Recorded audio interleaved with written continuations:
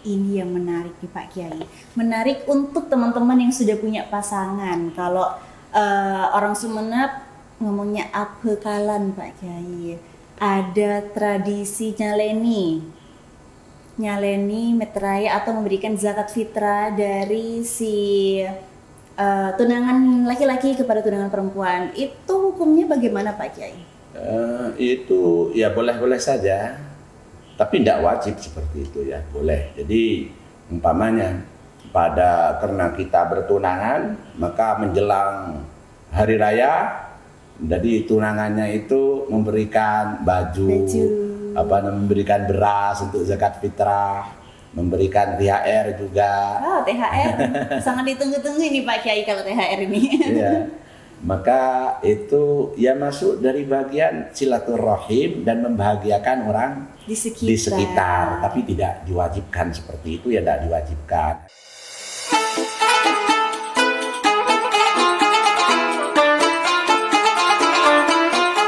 Assalamualaikum warahmatullahi wabarakatuh. Marhaban ya Ramadan semua. Kembali lagi bersama saya Sherly Sugianti di channel Semacam TV. Tentunya bersama program unggulan kita yakni Diskusi Ramadan. Udah gak terasa, sebentar lagi kita udah menuju hari kemenangan nih. Dan di video terakhir ini sangat spesial karena kita mengundang guest star yang sangat menawan dan juga tentunya sangat hebat, yakni Bapak Kiai Haji Bahrul Widat. Selamat malam Bapak. Selamat malam kembali Mbak Sherly. Ya, mungkin Bapak bisa menyapa teman-teman di rumah terlebih dahulu. Assalamualaikum warahmatullahi wabarakatuh. Para pemirsa yang dimuliakan Allah Subhanahu wa taala.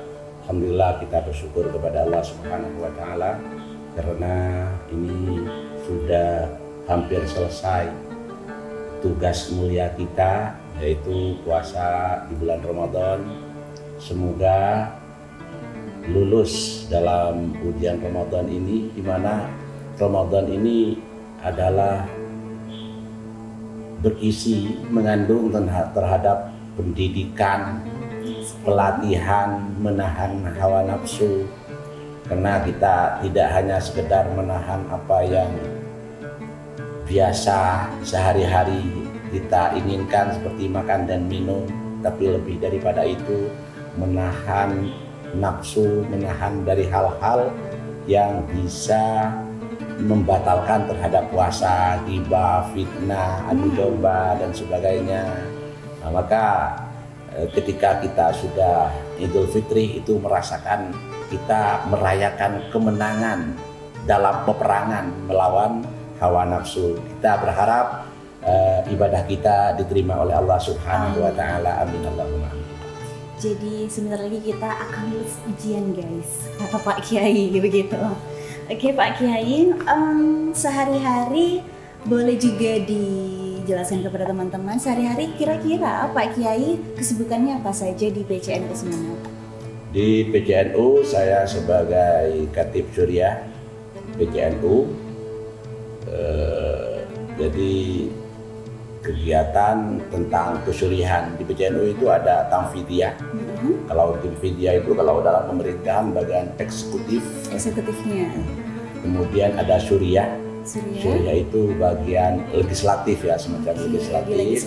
Dan saya itu adalah Khatib di PCNU. Selain itu kami juga ya dalam organisasi-organisasi lain. Saya ketua Ikatan Alumni Santri Sidogiri. Kemudian saya juga wakil ketua dari Himpunan Santri Sarang asal Madura. Itu diantara lain selain hari-harinya itu ngajar, itulah kegiatan saya. Kalau boleh tahu ngajarnya di mana Pak Kiai? Kalau ngajarnya saya selain di rumah saya sendiri di Pondok Pesantren Al Bustan, saya juga di Ma'had Ali di Al-Karimiyah Kuraji. Masya Allah, luar biasa sekali bintang tamu kita kali ini guys.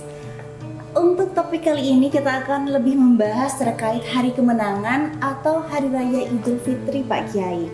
Kira-kira menurut Pak Kiai sendiri, pendapat atau arti dari hari raya Idul Fitri sebenarnya seperti apa Pak Kiai? Hari raya Idul Fitri itu mempunyai makna yang mendalam. Baik itu secara spiritual maupun sosial. Karena Id itu sendiri itu adalah maknanya hari raya. Hari raya. Ada yang kita ada yang kita rayakan. Jadi Id itu hari raya, itu seperti di Al-Quran. Rabbana anzil alaina ma'idatan minas sama takun lana idan li awalina wa akhirina. Jadi hari raya. Jadi Id sendiri itu dari adah ya, adah itu kembali. Makanya kalau Idul Fitri itu hari raya Idul Fitri yang juga bermakna kembali kepada suci, kepada kesucian. Karena memang manusia itu kullu mauludin yuladu alal fitr. Setiap manusia dilahirkan itu dalam keadaan suci.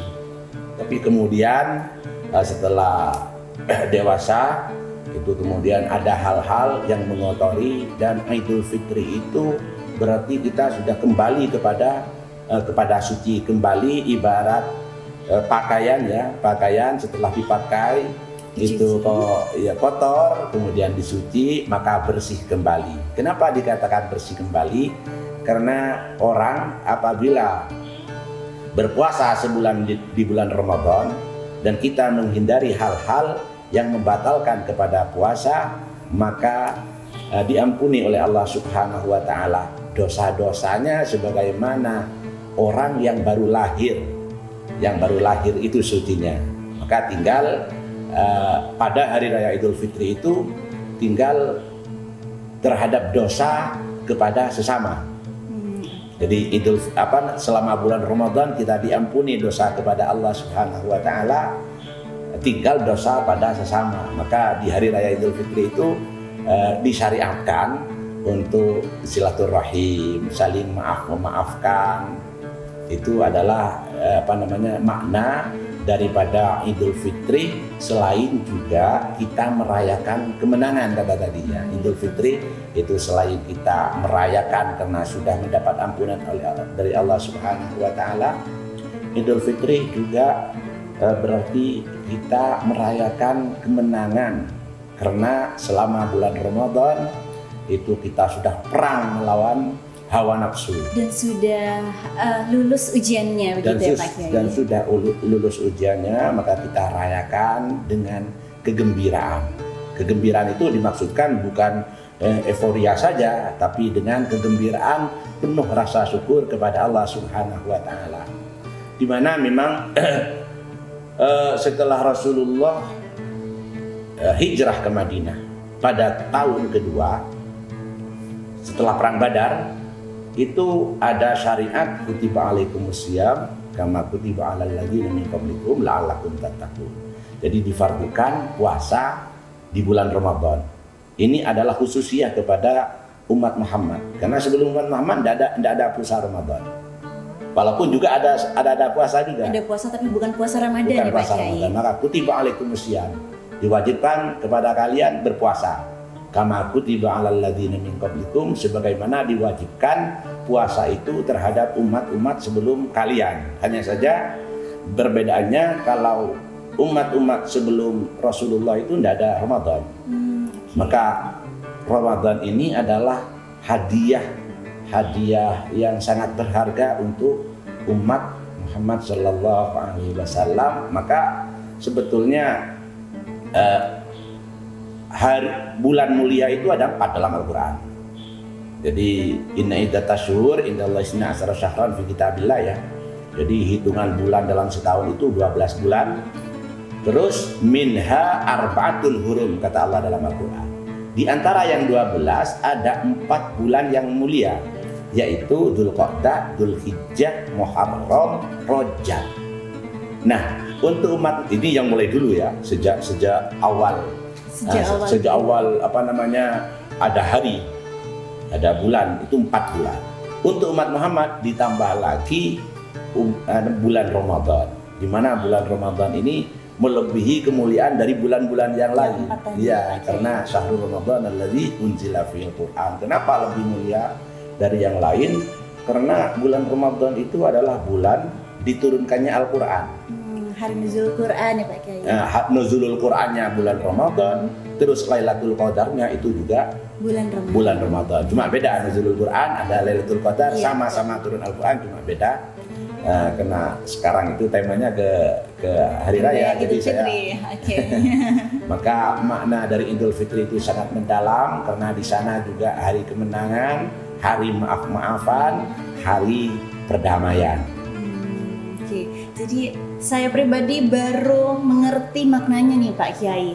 Ketika bulan Ramadan kita sudah menyerahkan diri kepada Allah agar kita mendapatkan ampunan ketika kita memiliki hubungan hablum minallah.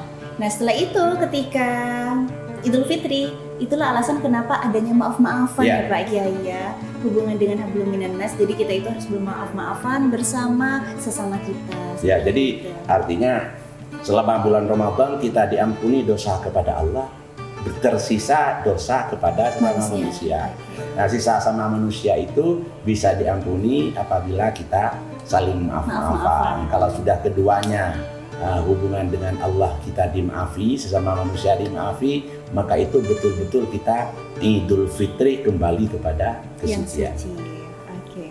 Pak Kiai, menjelang Idul Fitri biasanya ada euforia beli baju baru, lalu juga ada di beberapa ormas minta THR nih biasanya. Menurut Pak Kiai sendiri, apakah wajib kita beli baju baru Pak Kiai? Apakah dari atas sampai bawah kita harus baru-baru semua nih? Jadi memang di dalam syariat Islam itu ketika Idul Fitri itu ada syariat anjuran untuk memakai baju paling baru. Paling baru. Kalau yang baju baru tidak ada. Oke, paling baru guys. Kalau paling baru ya. Garis bawahi ya, paling baru. Jadi ketika kita punya dua, itu dalam kitab-kitab dijelaskan ada dua. Satu itu membeli tahun 2023, satunya 2024. Maka disyariatkan itu adalah memakai yang keluaran terbaru yang 2024 ini ya. Ya, jadi kalau membelinya itu bukan dianjurkan membeli, tapi sebetulnya dianjurkan untuk memakai baju yang paling baru di antara yang dimiliki. Kenapa demikian? Karena itu adalah kita untuk merasakan betul-betul kesenangan.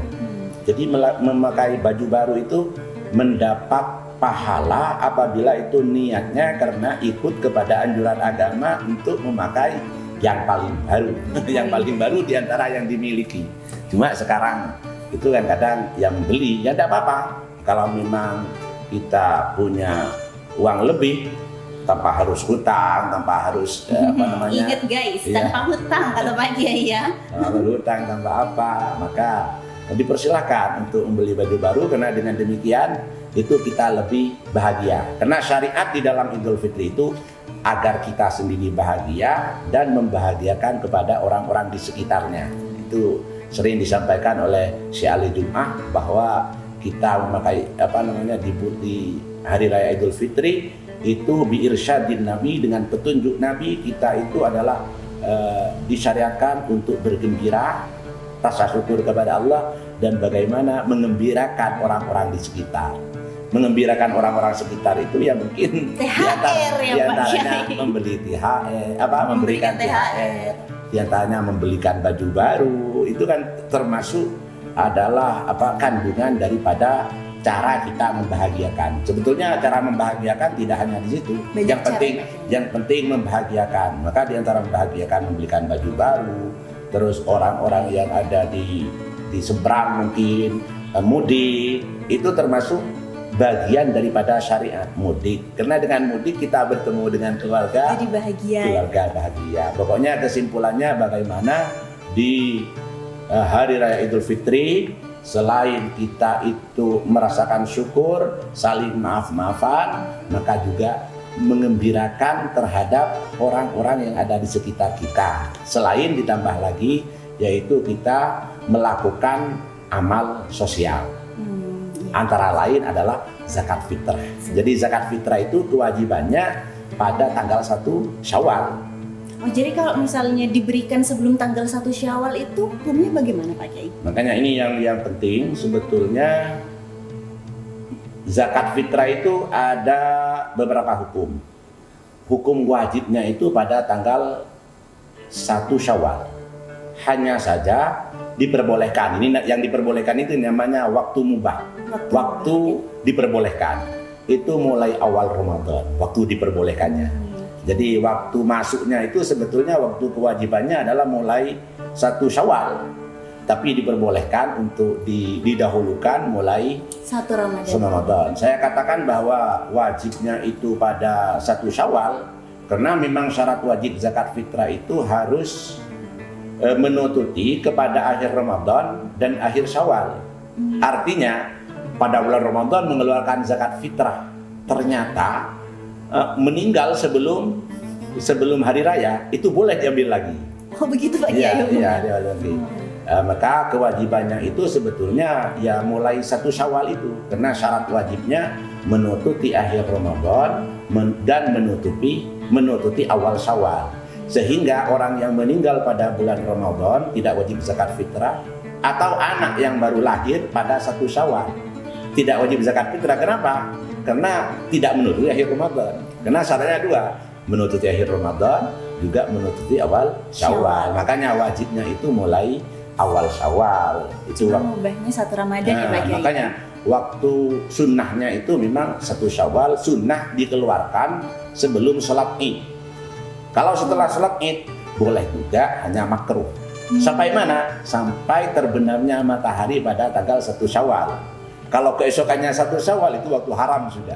Oh, seperti itu. Ketika tidak ada udzur. Jadi ada waktu-waktu tertentu. Itu ada waktu mubah, itu mulai awal Ramadan sampai 1 Syawal itu waktu mubah sampai akhir Ramadan. Awal Syawal sampai akhir Ramadan mubah. Kemudian pada 1 Syawal itu sunnah sebelum sholat Id. Setelah sholat Id adalah waktu makruh.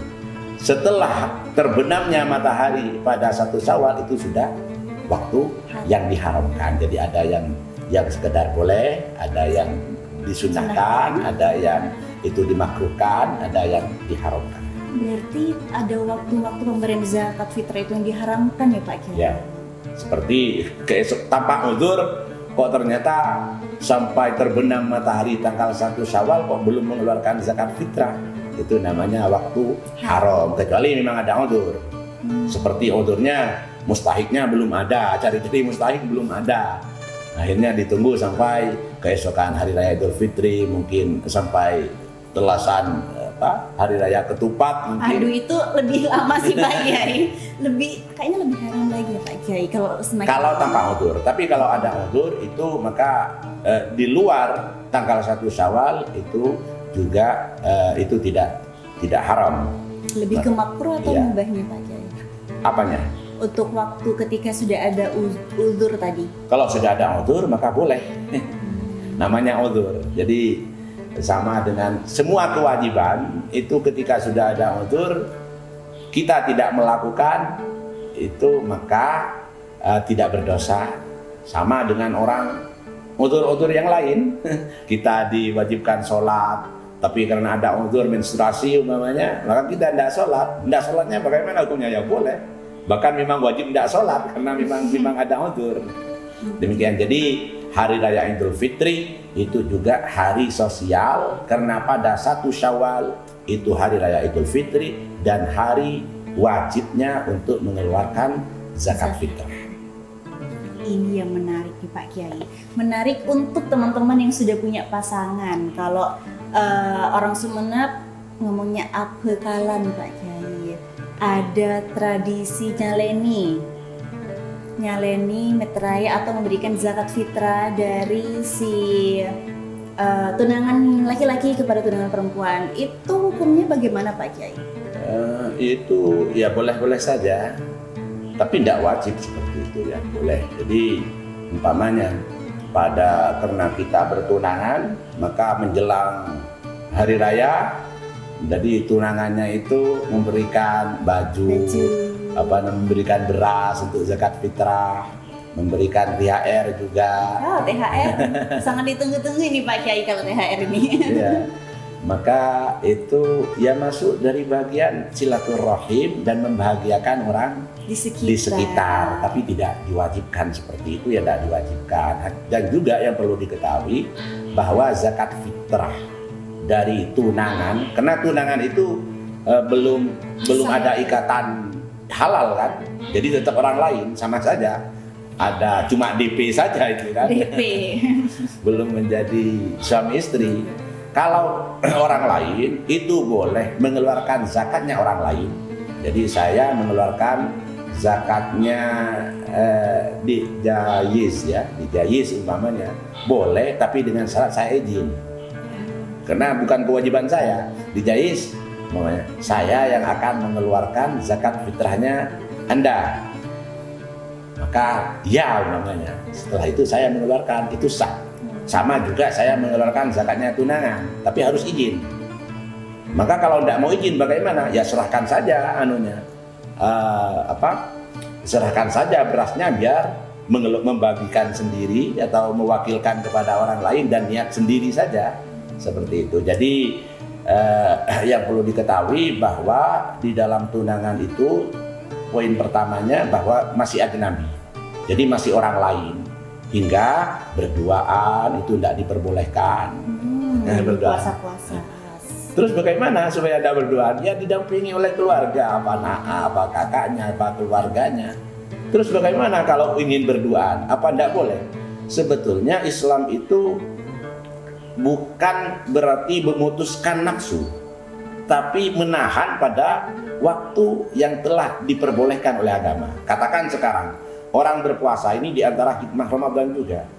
Jadi orang itu bukan dilarang untuk makan minum, tidak dilarang. Tapi ditunggu waktu yang tepat. Kapan? Setelah adzan maghrib. Setelah maghrib itu boleh makan. Sama juga dengan orang yang tunangan. Bukan tidak boleh berduaan bersama wanita, bukan tidak boleh, tapi tunggu sampai ada ijab kabul. Kalau seperti itu maka baru. Jadi bagi tunangan yang ingin segera berduaan, berboncengan kemana-mana, ya diangkat saja. Karena kalau tidak demikian itu hukumnya ya tidak bisa berduaan, tidak bisa bersentuhan, dan ya sama dengan orang-orang yang lain. Jadi buat kalian yang masih ingin berdua-duaan, mintalah untuk segera dihalalkan. Iya, dihalalkan dengan ijab kabul. Ijab kabul cuma sebentar. Angka kita waktu kan mahdubatal masuna siapa? Fatimah bintal Mukarram siapa? Bimahri ya, qabil tu nikah wa tazwijha bil mahri mazkur. Itu sudah halal. Nggak nyampe 10 menit ya Pak Kiai? Nggak sampai 10 menit. Langsung aja guys, minta untuk segera dihalalkan. Apalagi bulan depan itu bulan yang baik ya Pak Kiai ya, bulan Syawal. Jadi bulan Syawal itu ketika di kitab-kitab fikih kapan waktu terbaik untuk akad nikah? Waktu terbaik itu harinya hari Jumat, jamnya jam pagi, kemudian bulannya adalah bulan Syawal. Kenapa kok seperti itu? Karena Rasulullah menikahkan putrinya Sayyidah Fatimah dengan Sayyidina Ali itu pada hari Jumat pada bulan Syawal. Guys, dicatat dengan tebal-tebal. Selain THR, mungkin kalian bisa mendapatkan THR dalam bentuk ijab kabul ya Pak Kiai. Oke, dan ini mungkin terakhir di pertemuan kita kali ini Pak Kiai. Kira-kira apa sih perbedaan ketika pelaksanaan hari raya di Muhammadiyah dengan di NU itu sendiri Pak Kiai? Perbedaannya itu kalau di NU, saya sebagai khatib NU itu harus betul-betul dilihat hilalnya, tidak cuma ada. Jadi ada Mas Jayis umpamanya, ada tapi ada di luar tidak kelihatan. Di NU itu belum dikatakan ada, belum masuk. Sedangkan di Muhammadiyah asal ada saja, asal ada hilal itu sudah memenuhi kriteria menurut Muhammadiyah. Jadi masalah ada dan tidaknya itu. Jadi ada itu sampai ada, hanya ada walaupun tidak terlihat. Apa ada harus sampai terlihat, itu yang membedakan. Makanya Muhammadiyah itu selalu lebih awal daripada NU.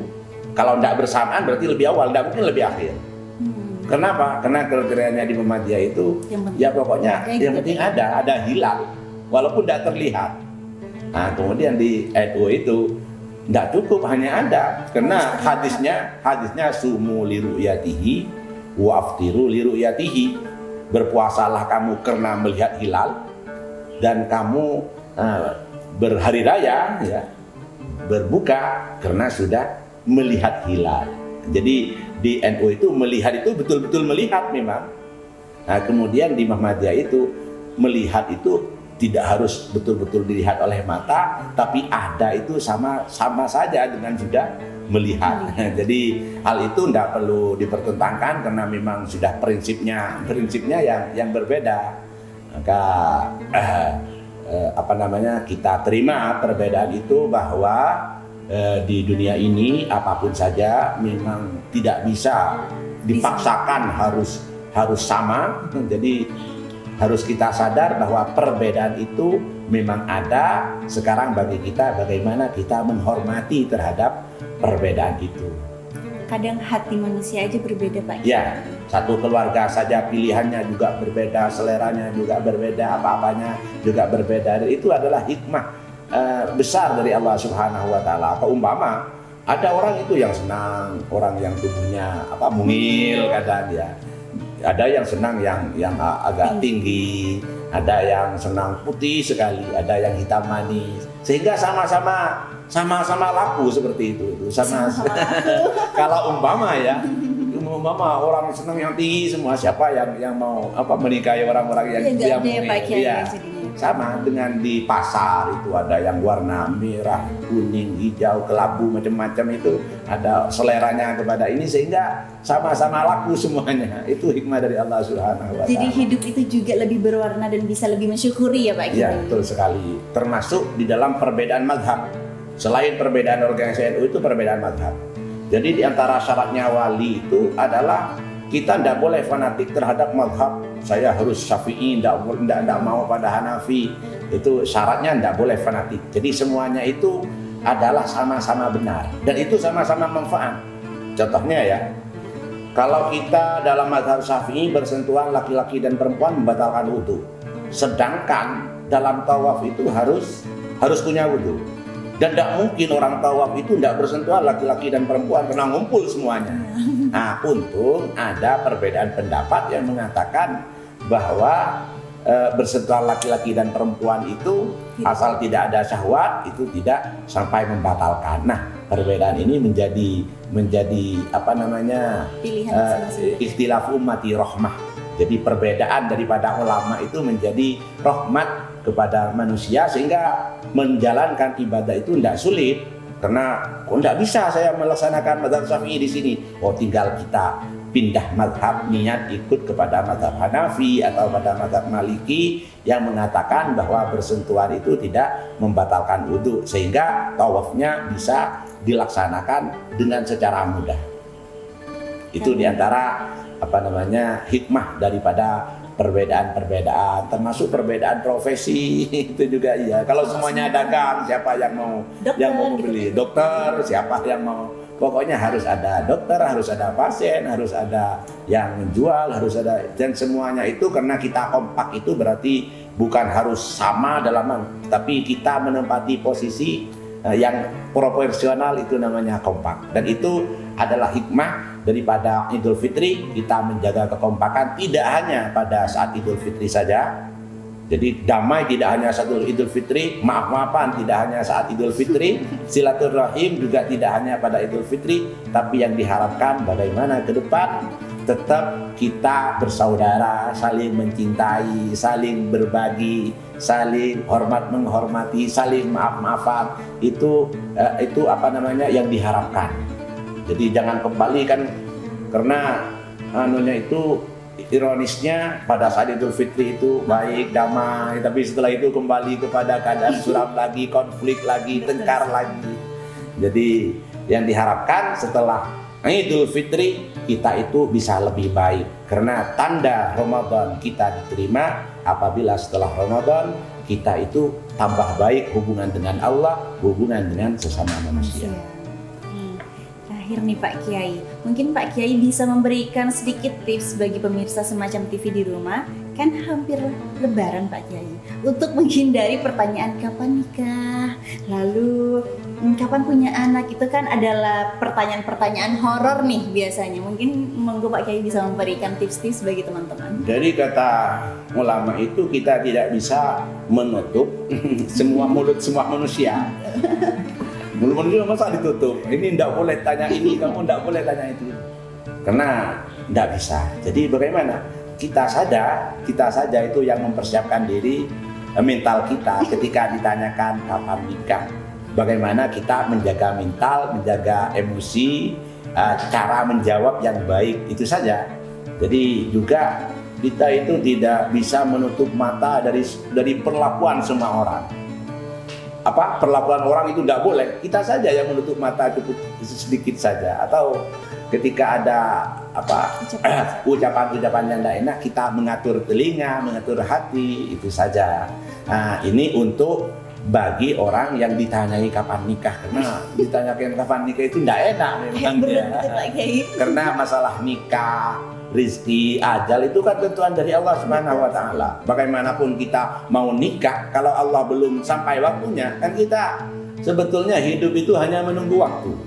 Ketika puasa hanya menunggu waktu buka puasa kapan, ketika Ramadan menunggu waktu kapan Idul Fitri, ketika kita menjadi anak-anak, kapan kita juga dewasa seperti orang-orang dewasa, setelah dewasa kapan kita tunangan, kapan kita menikah, dan setelah itu kita menunggu mati sebetulnya ya, kan menunggu waktu saja. Jadi oleh karena itu bagi orang itu jangan usahakan tidak tanya-tanya hal yang itu sifatnya tidak enak didengar orang. Di antaranya yang tidak enak, kapan nikah, atau kalau bagi orang yang sudah menikah kadang itu pingin saja punya anak, sudah usaha tapi tidak punya anak, tapi kemudian masih ditanyakan sudah kok belum punya anak, gimana? Jadi itulah sebetulnya pelajaran dari Ramadan. Ramadan itu pelajarannya bagaimana kita menjaga lisan dari menyinggung perasaan orang, apalagi dari menyakiti hati orang lain. Seperti riba, fitnah dan seterusnya itu adalah pelajaran bulan Ramadan, dan itu diterapkan untuk sepanjang hidup kita. Tidak cukup ya, namanya pelajaran itu kan mesti membekas. Hasil apa yang sudah kita latih selama bulan Ramadan dididik dan dipelajari, itu kita latih. Bagaimana kita diantaranya menjaga lisan, itu dipraktikkan juga pada Hari Raya Idul Fitri dan seterusnya. Bagaimana tidak melukai perasaan orang. Ingat guys, hati-hati dalam bertanya, dalam berucap ya Pak Kiai ya. Dan buat kalian yang ditanya terkait kapan nikah, kapan punya anak, atau kerja di mana, kok sudah lulus kuliah masih belum kerja, sudah kita senyumin saja, kita kuatkan mental. Betul sekali. Seperti itu. Saya ucapkan terima kasih ya Pak Kiai sama-sama, atas kehadirannya. Semoga Ramadan kita diterima dan kita lulus betul-betul Ramadan itu betul-betul menjadi pendidikan, dan kita latihan selama bulan Ramadan itu bisa kita terapkan untuk sisa umur kita. Itu semakin baik ke depannya. Amin Allahumma amin. Terima kasih. Dan semoga pemirsa Semacam TV yang masih belum dihalalkan, semoga bulan depan nih, bulan Syawal, segera dihalalkan Pak Kiai. Amin. Oke guys, jadi itu dari aku dan juga dari Pak Kiai. Itulah makna-makna dari Hari Raya Idul Fitri. Jangan lupa untuk like, comment, subscribe, dan juga share video ini. Semoga video ini bermanfaat. Sampai ketemu di video selanjutnya. Terima kasih. Marhaban ya Ramadan. Wassalamualaikum warahmatullahi wabarakatuh.